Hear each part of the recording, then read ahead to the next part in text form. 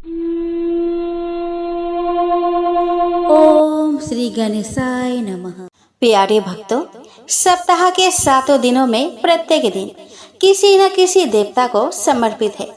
शुक्रवार का दिन देवी लक्ष्मी और माता संतोषी का विशेष दिन माना जाता है। इस दिन का व्रत करने से घर में सुख शांति, धन समृद्धि और दाम्पत्य जीवन में मधुरता बनी रहती है। कहते हैं कि जो श्रद्धा भक्ति से शुक्रवार का व्रत करता है, उसके जीवन से दरिद्रता और कलेश दूर होकर माँ लक्ष्मी का अस्थायी वास होता है। वही संतोषी माता की कृपा से मनुष्य के हृदय में संतोष का भाव जागृत होता है और परिवार में खुशहाली बनी रहती है। तो आइए आज हम श्रद्धा और विश्वास के साथ सुनते हैं शुक्रवार व्रत की पावन कथा को। तो दोस्तों, एक गांव में एक बुढ़िया रहती थी जिसके 7 बेटे थे। 6 बेटे कमाने वाले थे और एक बेटा निकम्मा था। बुढ़िया माँ 6 पुत्रों का जूठा 7वें पुत्र को देती थी। 7वां पुत्र एक दिन अपने पत्नी से बोला कि देखो, मेरी माता का मुझ पर कितना प्रेम है। वह बोली कि क्यों नहीं, सबका जूठा बचा हुआ तुमको खिलाती है। वह बोला कि जब तक मैं अपनी आंखों से नहीं देखूंगा तब तक मैं इस बात को नहीं मानूंगा। पत्नी ने हंसकर कहा कि ठीक है, देखने के बाद तो मानोगे। कुछ दिन बाद एक बड़ा त्योहार आया। घर में 7 प्रकार के भोजन और चूरमा के लड्डू बने। वह पत्नी की बात को जांचने के लिए सिर दर्द का बहाना बनाकर पतला कपड़ा सिर पर ओढ़कर रसोई में जाकर सो गया और कपड़े में से सब दिखता रहा। 6 भाई भोजन करने आए। उसने देखा कि माँ ने उनके लिए सुंदर सुंदर आसन बिछाए, 7 प्रकार की रसोई परोसी और आग्रह करके उन्हें भोजन कराते रही। वह देखता रहा। 6 भाई भोजन करके उठ गए। तब माँ ने उनकी 5 थालियों में से लड्डुओं के टुकड़ों को उठाया और एक लड्डू बनाया।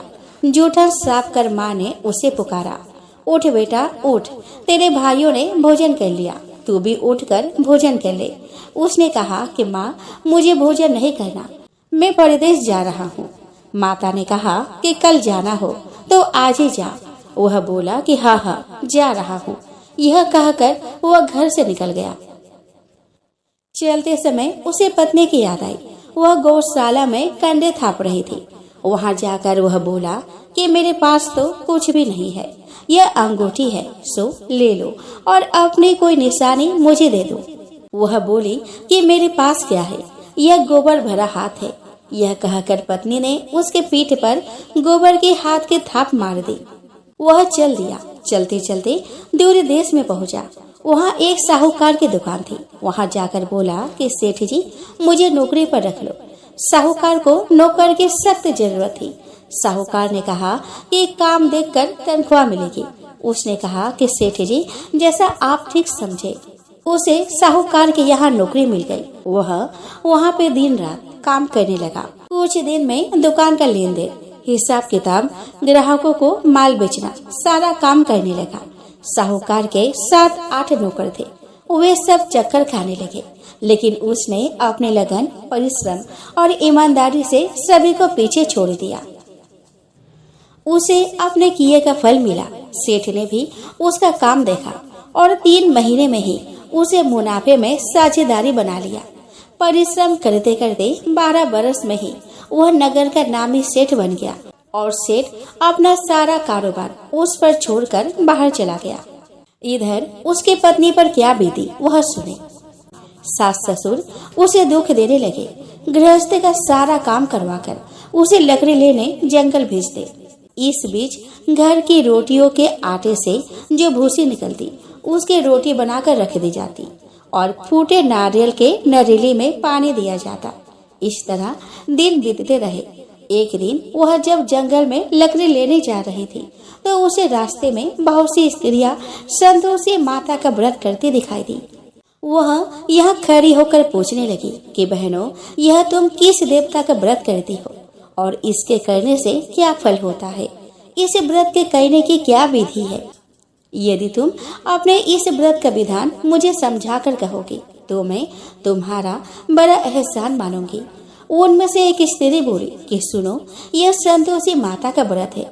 इसके करने से निर्धनता दरिद्रता का नाश होता है, लक्ष्मी आती है, मन की चिंताएं दूर होती है, मन को प्रसन्नता और शांति मिलती है। निपुति को पुत्र मिलता है। प्रीतम बाहर गया हो तो वह शीघ्र लौट आता है। कुंवारी कन्या को मनपसंद वर मिलता है। चलता मुकदमा खत्म हो जाता है।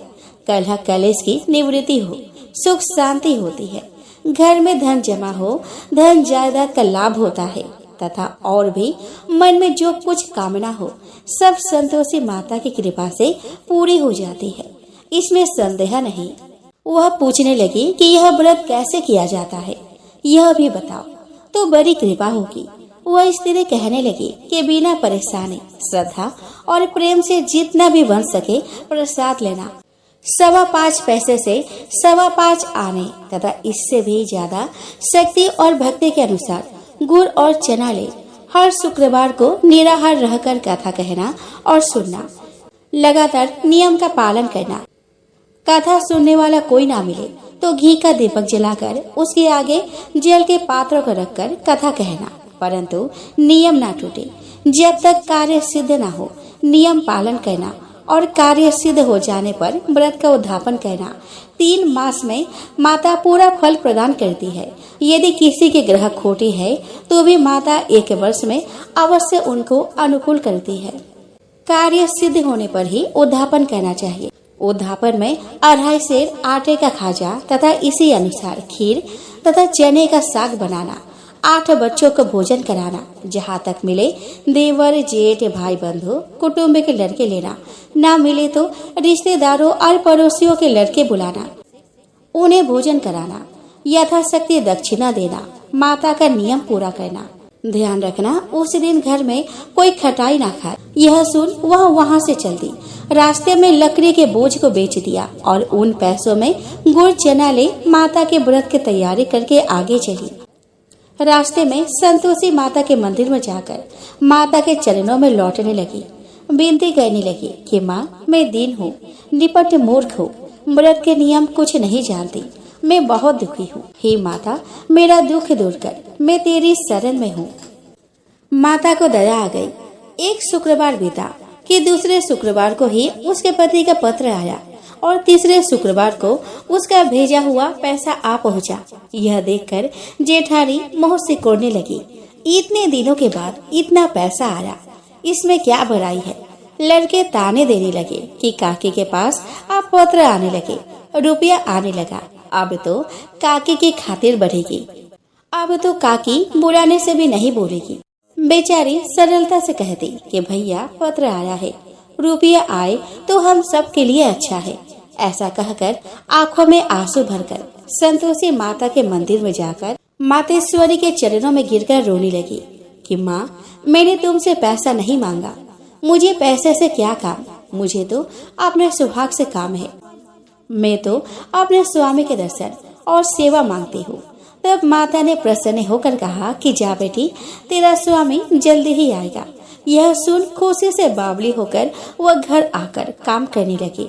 संतोषी माँ विचार करने लगी कि इस भोली पुत्री से मैंने कह तो दिया कि तेरा पति शीघ्र आवेगा, पर आएगा कहाँ से। वह तो इसे स्वप्न में भी याद नहीं करता, उसे इसके याद दिलाने तो मुझे ही जाना पड़ेगा। संतोषी माता ने उस बुढ़िया के बेटे को स्वप्न में समझाया कि पुत्र, तेरे घर वाली कष्ट उठा रही है। वह बोला कि हाँ माता, यह तो मुझे भी मालूम है, परंतु क्या करूं, वहाँ कैसे जाऊं, परदेश की बात है, लेन देन का सारा हिसाब किताब है, कोई जाने का रास्ता नजर नहीं आता। आप ही कोई राह दिखाए कि वहाँ मैं कैसे जाऊं। माँ कहने लगी कि सवेरे नहा धोकर संतोषी माता का नाम ले, घी का दीपक जला, दंडवत कर और दुकान पर जाकर बैठना। देखते ही देखते तेरा लेन देन चुक जाएगा, जमा माल बिक जाएगा, सांझ होते होते धन का ढेर लग जाएगा। वह अगले दिन सुबह बहुत जल्दी उठा। उसने अपने मित्र, बंधुओं, परिचितों से स्वप्न में माता द्वारा कही गई बात कह सुनाई।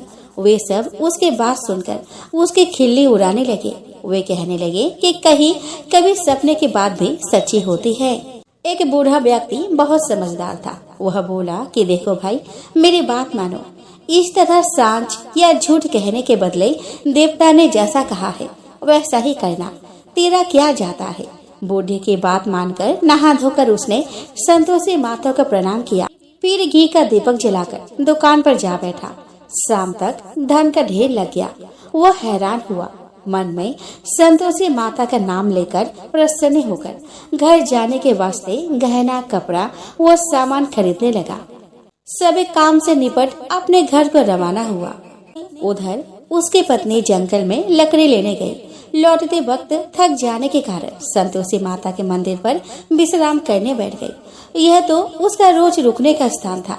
धूल उड़ती देख उसने माता से पूछा कि हे माता, यह धूल कैसी उड़ रही है। माँ ने कहा कि हे पुत्री, तेरा पति आ रहा है। अभी तू ऐसा कर, लकड़ियों के 3 बोझा बना, एक नदी के किनारे रख, दूसरा मेरे मंदिर पर और तीसरा अपने सिर पर रख। तेरे पति को लकड़ी का गड्ढा देखकर मोह पैदा होगा। यहाँ वह रुकेगा, नाश्ता पानी बना खाकर माँ से मिलने जाएगा। तू लकड़ी का बोझ उठाकर जाना और बीच चौक में लकड़ी का बोझा उतारकर 3 आवाजें जोर से लगाना कि लो सासू जी, लकड़ियों का गड्ढा लो, भूसी की रोटी दो, नारियल के खोपरे में पानी दो। आज कौन मेहमान आ रहा है। संतोषी माँ की बात सुनकर वह बहुत अच्छा माँ ऐसा कहकर प्रसन्न मन से लकड़ियों के 3 बोझ बना लाई। एक नदी के तट पर, दूसरा माता के मंदिर पर रखा। इतने में ही मुसाफिर वहाँ आ पहुँचा। सूखी लकड़ी देख उसको इच्छा हुई कि अब यही विश्राम कर ले और भोजन बनाकर खा पी कर गाँव चले। इस प्रकार भोजन कर विश्राम कर वह अपने गांव में आ गया। उसी समय बहू सिर पर लकड़ी का गड्ढा ले आई। उसने गड्ढा को आंगन में डाला और जोर से 3 आवाजें लगाई कि लो सासू जी, लकड़ी का गड्ढा लो, भूसी की रोटी दो, नारियल के खोपर में पानी दो। आज कौन मेहमान आ रहा है। यह सुनकर सास ने अपने दिए हुए कष्टों को भुलाने के लिए कहा कि बहू, तू ऐसा क्यों कहती है, तेरा मालिक ही तो आ रहा है। बैठ, मीठा भात खाकर कपड़े गहने पहन। पत्नी की आवाज सुनकर उसका स्वामी बाहर आया। उसके हाथ में पहनी अंगूठी देखकर व्याकुल हो गया। उसने माँ से पूछा कि माँ, यह कौन है। माँ बोली, बेटा तेरी पत्नी है। आज 12 बरस हो गए हैं जब से तू गया है। तब से सारे गांव में जानवर की तरह भटकती फिरती है। काम काज कुछ नहीं करती, 4 समय आकर खा जाती है। अब मुझे देखकर भूसी की रोटी और नारियल के खापरे में पानी मांगती है। वह बोला कि माँ, मैंने इसे भी देखा है और तुम्हें भी। मुझे दूसरे घर की चाबी दो, मैं वहाँ रहूँगा। ठीक है बेटा, जैसे तेरी मर्जी। ऐसा कहकर माँ ने चाबी का गुच्छा बेटे के सामने रख दिया। उसने दूसरे घर को खोलकर सारा सामान जमाया। एक ही दिन में वहाँ राजा के महल जैसा ठाट बाट बन गया। अब क्या था, वह सुख भोगने लगी। अगला शुक्रवार उसने पति से कहा कि मुझे संतोषी माता का उद्यापन करना है। पति बोला कि बहुत अच्छा, खुशी से कर लो। वो उद्यापन की तैयारी करने लगी। जेठ के लड़कों को भोजन के लिए कहने गई। उन्होंने मंजूर किया, परंतु पीछे से जेठानी ने अपने बच्चों को सिखलाया कि देखो रे, भोजन के समय सब लोग खटाई मांगना, जिससे उसका उद्यापन पूरा न हो। लड़के भोजन करने आए, खीर पेट भर खाई, परंतु बात याद आते ही कहने लगे कि हमें कुछ खटाई खाने को दो, खीर खाना हमें भाता नहीं, देखकर अरुचि होती है। लड़के उठ खड़े हुए, बोले कि पैसे लाओ। भोली बहू कुछ नहीं जानती थी, उसने उन्हें पैसे दे दिए। लड़कों ने बाजार जाकर उन पैसों से इमली खरीदी और खाई। यह देखकर बहू पर माताजी ने कोप किया। राजा के दूत उसके पति को पकड़ कर ले गए। अब सब मालूम हो जाएगा जब जेल की रोटी खाएगा। बहू से यह वचन सहन नहीं हुआ। वो संतोषी माता के मंदिर में गई और कहने लगी कि माता, तुमने यह क्या किया। हंसाकर क्यों रुलाने लगी। माता बोली कि पुत्री, तूने मेरा व्रत भंग किया है, इतनी जल्दी सब बातें भुला दी। वह बोली कि माता, भूली तो नहीं हूँ, न कुछ अपराध किया है, मुझे तो लड़कों ने भूल डाल दिया, मुझे क्षमा करो माँ। माँ बोली कि ऐसी भूल भी कहीं होती है। यह बोली कि अब कोई भूल नहीं होगी। अब बताओ मेरे पति कैसे आएंगे। माँ बोली कि पुत्री, जा तेरा पति तुझे रास्ते में ही आता मिलेगा। वह मंदिर से निकलकर बाहर आई तो रास्ते में उसे अपना पति आता हुआ मिला। उसने पूछा कि कहाँ गए थे। वह बोला कि इतना धन जो कमाया है उसका कर राजा ने मांगा था, वह भरने गया था। वह प्रसन्न होकर बोली कि भला हुआ, अब घर चलो। फिर अगला शुक्रवार आया। वह बोली कि मुझे माता का उद्यापन करना है। पति ने कहा कि ठीक है करो। वह फिर जेठ के लड़कों से भोजन को कहने गई। जेठानी ने लड़कों को सिखा दिया कि तुम पहले ही खटाई मांगना। लड़के भोजन करने बैठे, लेकिन भोजन करने से पहले ही कहने लगे कि हमें खीर पूरी नहीं भाती, जी बिगड़ता है, कुछ खटाई खाने को दो। वह बोली कि खटाई खाने को नहीं मिलेगी, खाना खाना हो तो खाओ। उनके उठकर चले जाने पर उसने ब्राह्मणों के लड़के बुलाकर भोजन करवाया। दक्षिणा की जगह उन्हें एक एक फल दिए। इससे संतोषी माता प्रसन्न हो गई। माता की कृपा से 9 माह बाद उसको चंद्रमा के समान एक सुंदर पुत्र पैदा हुआ। पुत्र को लेकर वह प्रतिदिन संतोषी माता के मंदिर में जाने लगी। माँ ने सोचा कि वह रोज आती है, आज क्यों न मैं ही इसके घर चलूं, इसका असरा देखूं तो सही। यह विचार कर माता ने भयानक रूप बनाया। गुड़ और चने से सना मुख, ऊपर से मूड के समान ओठ, उस पर मक्खियां भीड़ बना रही थी। दहलीज पर पैर रखते ही उसकी सास चिल्लाई कि देखो रे, कौन चुड़ैल डाकिनी चली आ रही है, इसे भगाओ नहीं तो सबको खा जाएगी। बहू रोशनदान से देख रही थी। वही प्रसन्न हो उठी। आज मेरी माता मेरे घर आई है, यह कहकर दूध पीते बच्चों को गुड़ उतार दिया। इस पर उसके सास क्रोध में भरकर बोली कि अरे रान, इसे देखकर कैसी उतावली हुई है जो बच्चे को पटक दिया। इतने में माँ के प्रकोप से जहाँ देखो वहाँ लड़के ही लड़के नजर आने लगे। वह बोली कि माँ जी, मैं जिनका व्रत करती हूँ यह वही संतोषी माता है। इतना कहकर उसने झट से घर के सारे किवाड़ खोल दिए।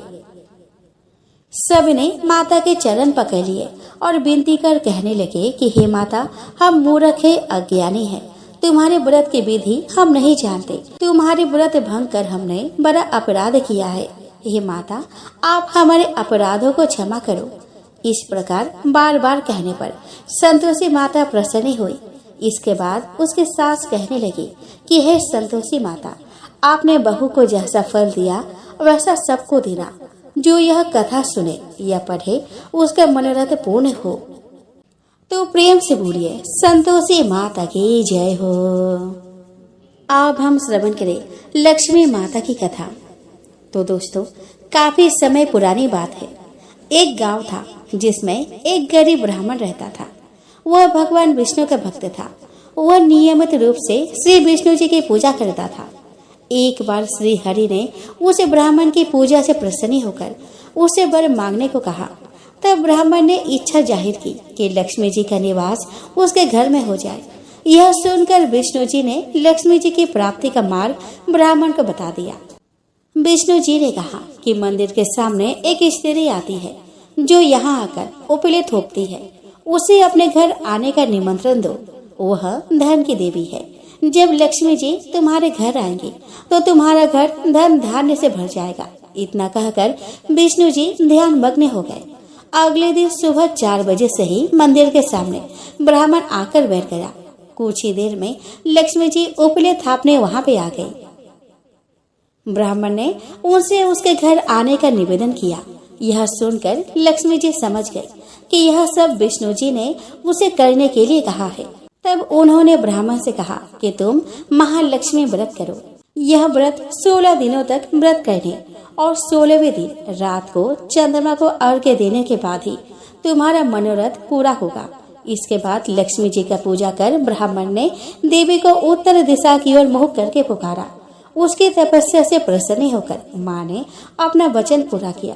तब से ही यह व्रत पूरी श्रद्धा से किया जाता है। ऐसा करने से व्यक्ति को माँ का आशीर्वाद प्राप्त होता है। आइए दोस्तों, अब हम श्रवण करें माँ अन्नपूर्णा की एक छोटी सी कथा। तो दोस्तों, एक पौराणिक कथा के अनुसार एक बार जब पृथ्वी लोक पर अन्न और जल समाप्त होने लगा तो जनमानस में हाहाकार मच गया। ऋषियों और मुनियों ने भगवान ब्रह्मा तथा भगवान विष्णु को इस संकट से अवगत कराया। तत्पश्चात ब्रह्मा जी और विष्णु जी समस्त ऋषि और मुनियों के साथ कैलाश पर पहुँचे।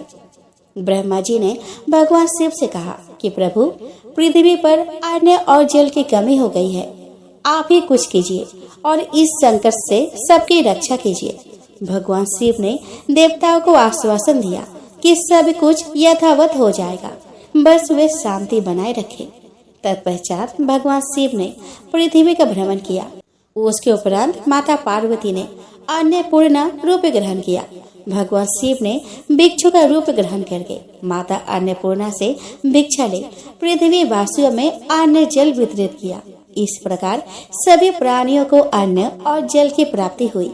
सभी हर्ष के साथ माता अन्नपूर्णा की जय जयकार करने लगे।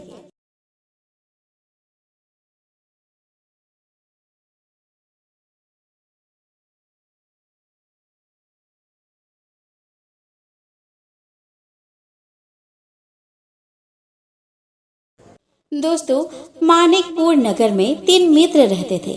उनमें से एक कायस्थ, एक ब्राह्मण और एक वैश्य था। वे तीनों हमेशा साथ रहते थे। तीनों का विवाह हो चुका था। ब्राह्मण और कायस्थ के लड़कों का गौना हो चुका था, लेकिन वैश्य पुत्र का नहीं हुआ था।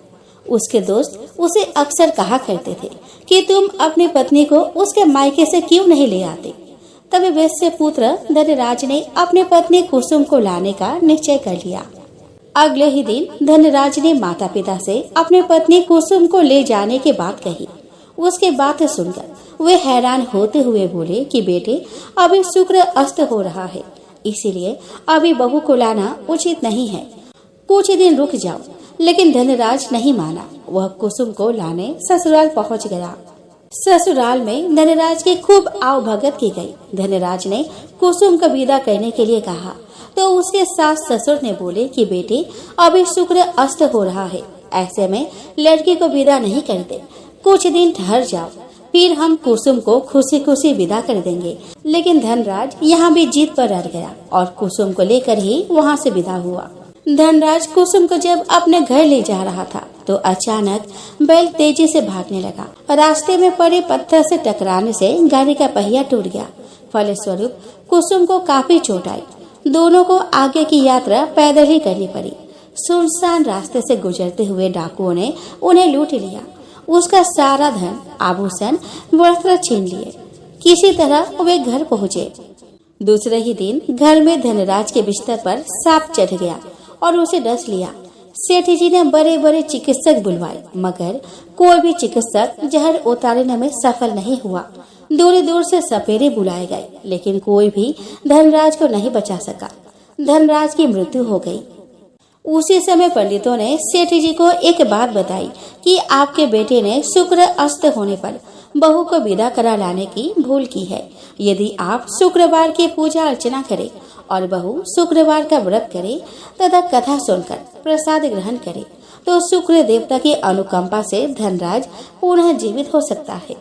सेठ जी ने पंडितों की बात मानकर अपने मृत बेटे और बहू को वापस उसके ससुराल भेज दिया। कुसुम ने अपने घर पहुंचकर शुक्रवार का व्रत और पूजा पाठ की। उसने अपने पति की गलती के लिए शुक्र देवता से क्षमा मांगी।